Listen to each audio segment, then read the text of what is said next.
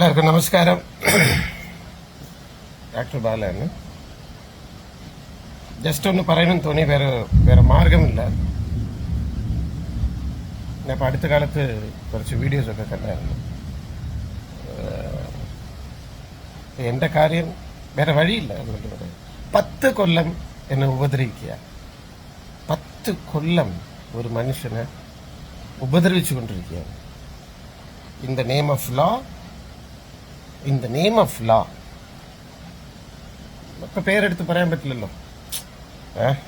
അവർക്ക് എന്ത് വേണമെങ്കിലും പറയാം, എനിക്ക് പറയാൻ പറ്റില്ല. കാരണം ഞാനാണ്. ആണല്ലേ, പറയാൻ പാടില്ല.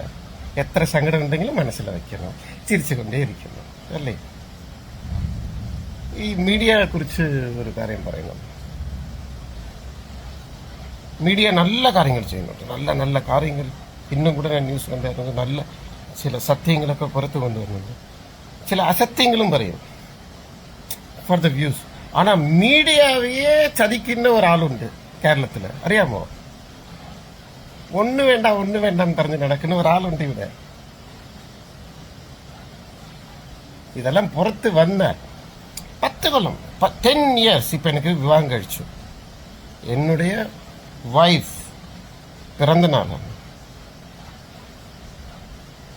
Case case case case case എന്ത് ചെയ്യും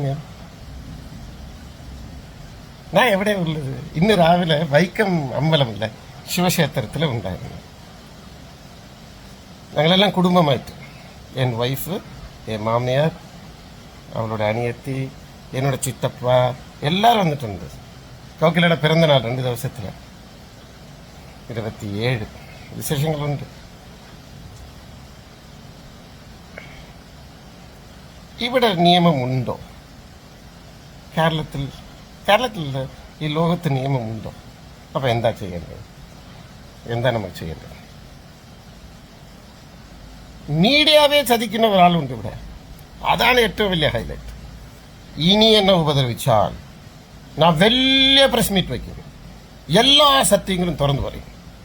ഇത് നടക്കും, എഴുതി വെച്ചോളൂ, നടക്കും. എല്ലാ ഏഷ്യാനെറ്റ്, മനോരമ ന്യൂസ് എല്ലാരെയും വിളിക്കുന്നതാണ്. സത്യങ്ങൾ തുറന്നു പറയും. അപ്പൊ നിങ്ങൾ നെറ്റിപ്പോവും. പറ്റാതെ കൊണ്ട് കേട്ടോ, ഒന്ന് ക്ഷമിക്കണം.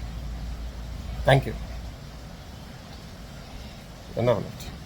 എന്നാ വിശ വെച്ച് കൊണ്ടിടുங்க 2 പേരെയും.